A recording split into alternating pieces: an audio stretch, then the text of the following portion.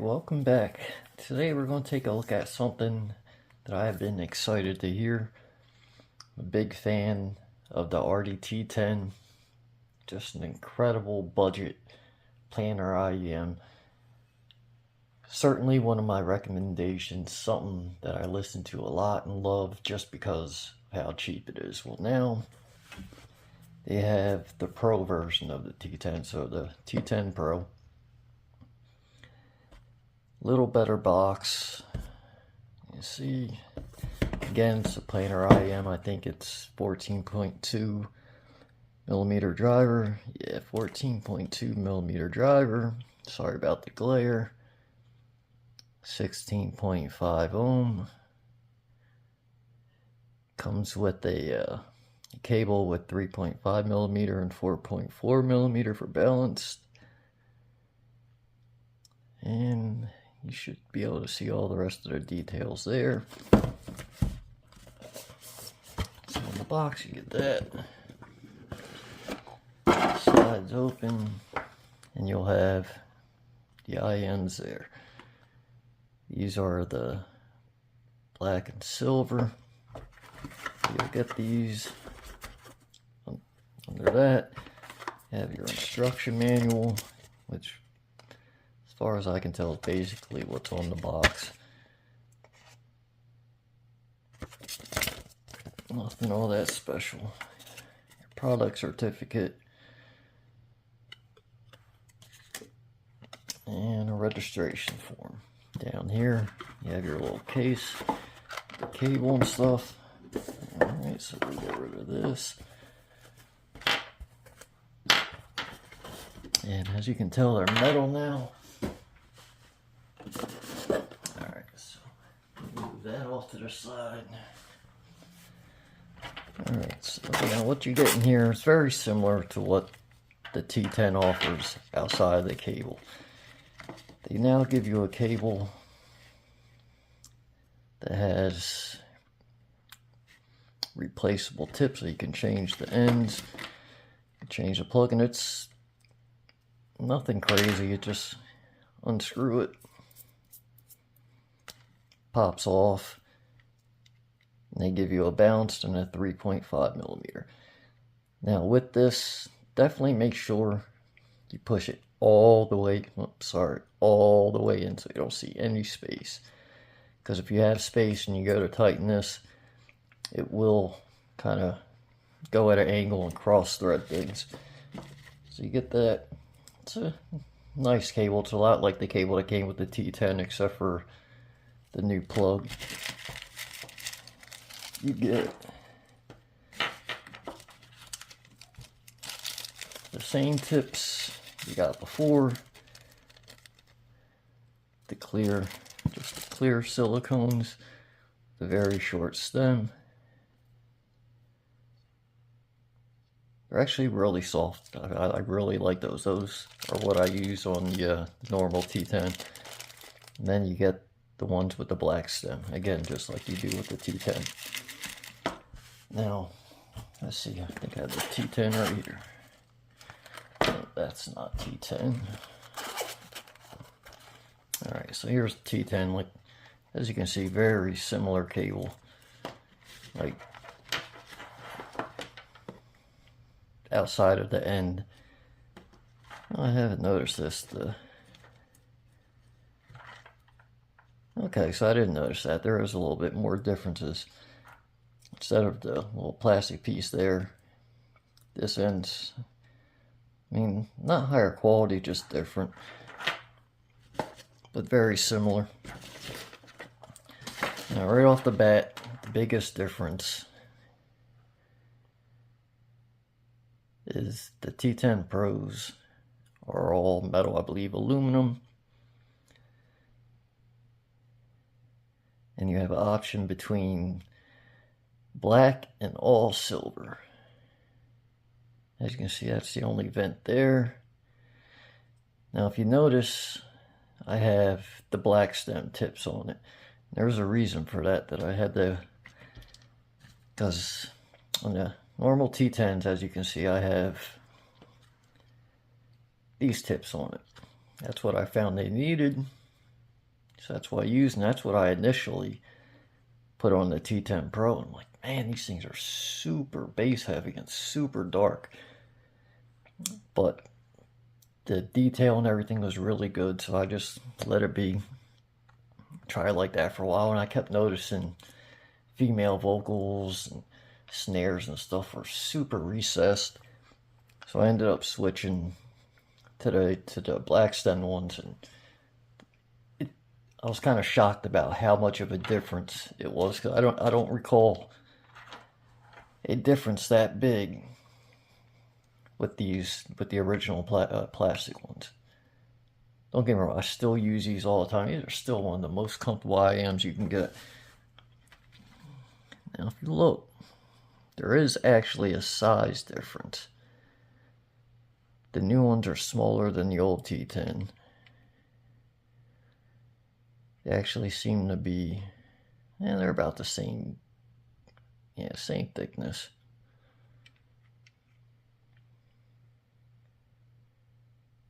Yeah, not too bad. It's just the diameter seems to be bigger here. But both extremely comfortable. These again do feel like a higher and higher quality product. And another thing I'm going to be kind of comparing to these is something else that I really enjoyed from them, and that's the R1s. There's still another pair that I use almost on a daily basis, like especially for watching videos and stuff. I find those to be the best out of what I have for movies, YouTube, stuff like that. Alright, so I had to compare this. I don't have anything to measure with, but I do have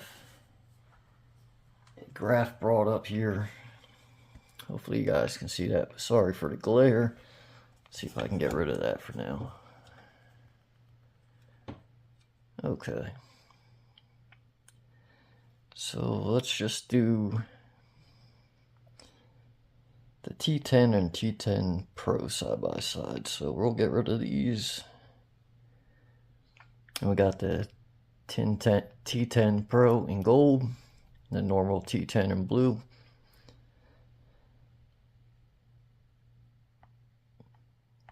And as you can see, like, I can't say I hear, maybe this is why. Let's do 1,000, because I don't really hear that much of a bass difference. But yeah, that's more like what I hear. This right there is what stands out. That and this 8K peak. Those are the two things I notice the most.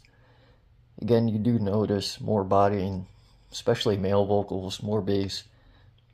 But this is where the real difference is. Now, I love the originals.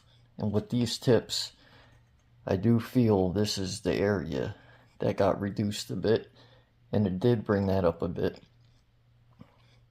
Whereas, if I use those tips with the black ones, with the T10 Pros, it feels like bass gets skewed even higher up, and all this comes down even more. Like it's wild how much of a difference just those tips made. And oddly, I don't know if it's because it's the metal housing or if it's dampened more, but I almost feel like I get a touch more detail out of the T10 Pros than I do the original T10s. And where I notice it most is with songs that have reverb. And I'm kind of surprised that's where it became most obvious to me. It's like the reverb is so clear and oddly super clean and precise. Like you can easily hear it regardless of whether it's reverb on the vocal, reverb on an instrument, or anything. It stands out so much more obviously now.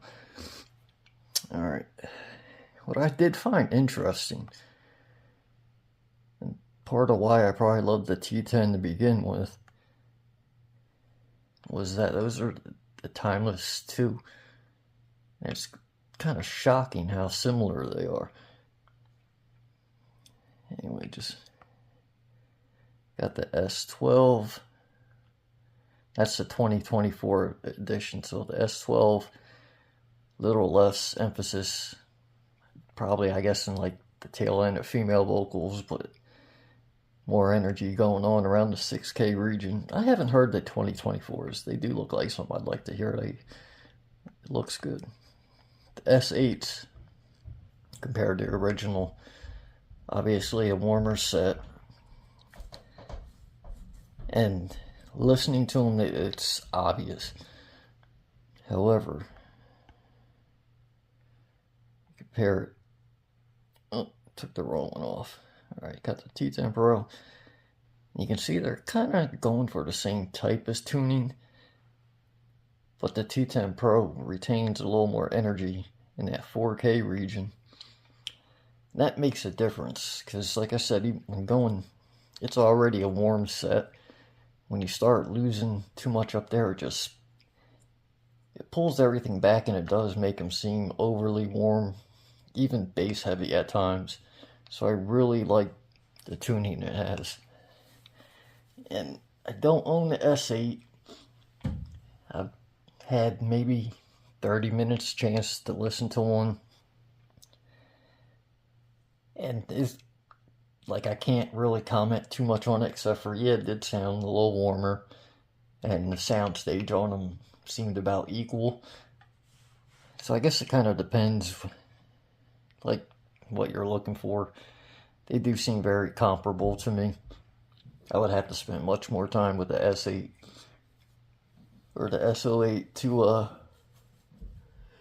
to get a better understanding of what the differences are. I haven't had that chance. And what else do I got in here? Do I have anything else?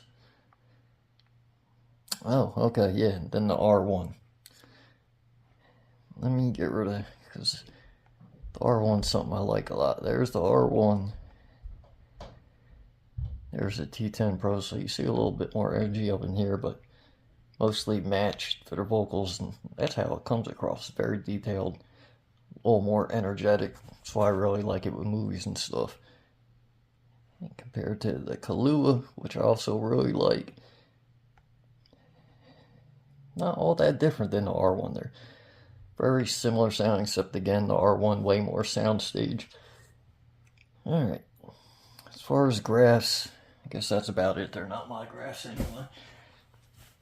Now, to be honest, there's really not much to talk about here.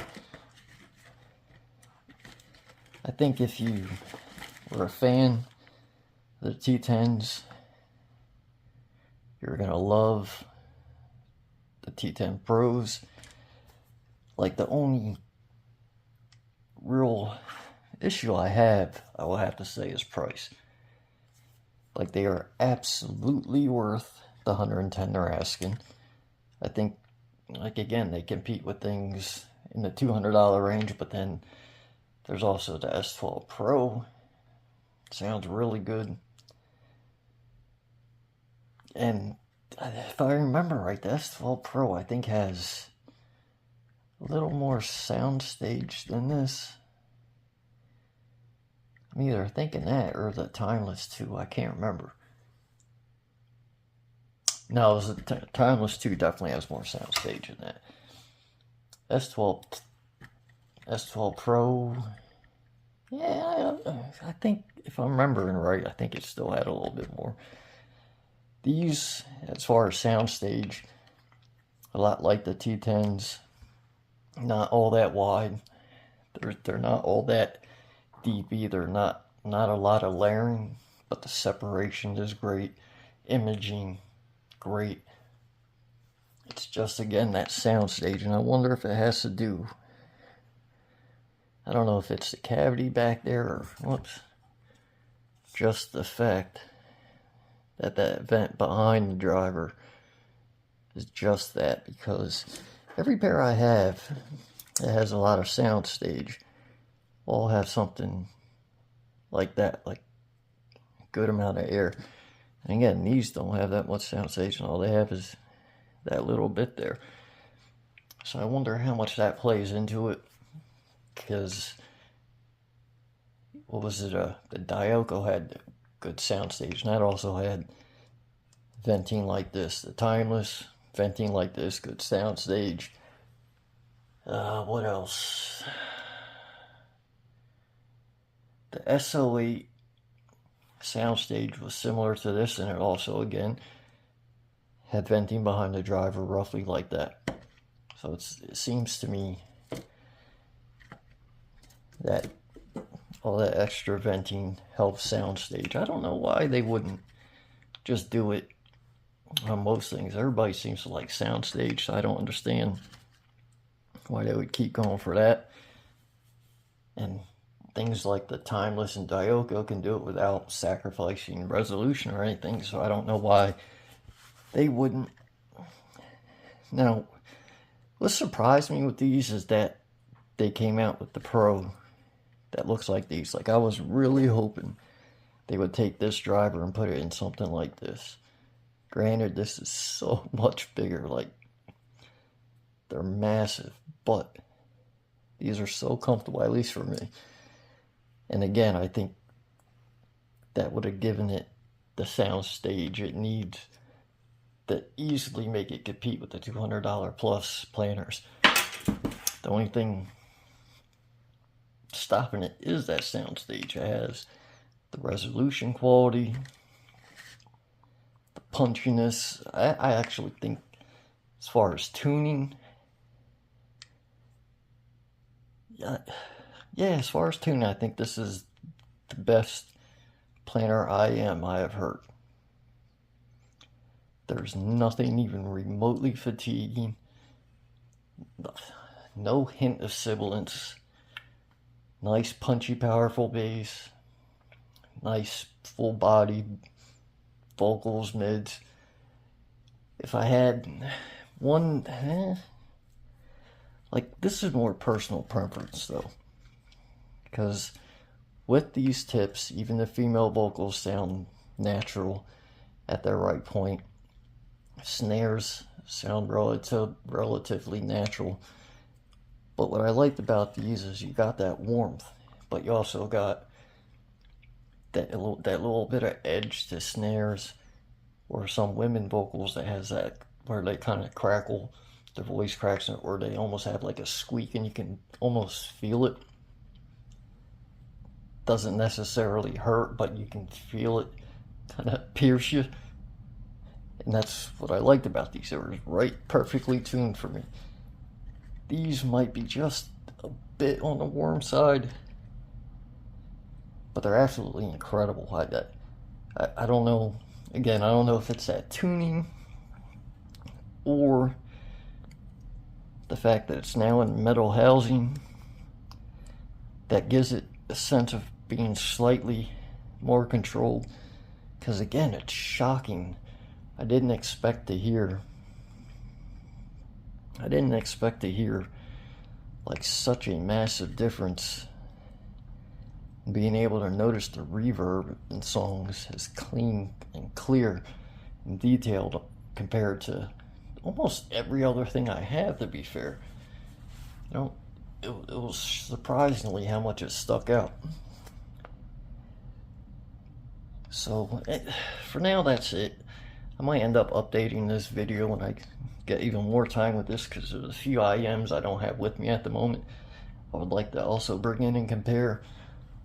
And I want to try to get some more time with the Letshour S08 so I can get more of an understanding with that. I would like to make a video on that as well, but we'll see how long I can get to hold on to it for. Anyway, I actually think if you're looking for a planner, I mean, sure, like the Timeless and all that stuff is great, but there's really no need to go cracking 100. You're not going to be missing much. It's like up until you get into over $200 and you start getting the stuff with great sound stage and everything else. It's this and potentially the Letshour S08. Like they keep the planar detail, but they got rid of all the flaws. Like these, I even spoke about how these had that dynamic driver type sound. These are even more there, and it's almost weird in a way because you get the full bodiness, the punch.